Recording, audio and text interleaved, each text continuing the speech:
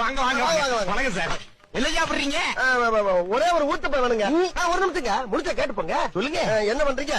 ஒரு செம்பு தண்ணி எடுத்துக்கங்க. அத தோசைக்கல்ல ஊத்தி அதுக்குன்னு வழக்கமா ஒரு விளக்கமா வச்சிருப்பீங்கல்ல? ஆமாங்க. அத அடிப்பக்கமா திருப்பி சரிங்க.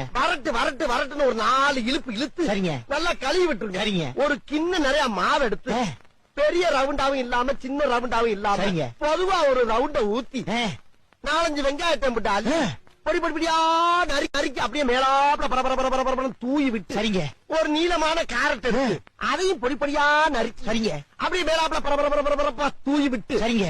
ஒரு 16 கரண்டி நெய் எடுத்து சரிங்க. அதுல 6 கரண்டி நெய்ய உள் சைடு அப்படியே லேசா விளாவி விட்டு சரிங்க. 10 கரண்டி நெய்ய தோசைக்கு வெளி சைடு அப்படியே மேலாப்ல விளாவி விட்டு சரிங்க. இட்லி பொடி இருக்கு பாத்தீங்களா? அத அப்படியே அள்ளி மலை சாரல் மாதிரி அதை மேலாப்ல பரபர அப்படியே பேய விட்டு சரிங்க. பொத்துனாப்ல அப்படி ஒரு பருத்து இப்படி ஒரு பருத்து அப்படி பருத்தி விட்டு அப்படியே ரெட்டி கலர்ல முருக விட்டு அழகா மடிச்சு கமன்னு ஒரு ஊத்தப்பத்தை எடுத்துட்டு வாங்க. சரிங்க.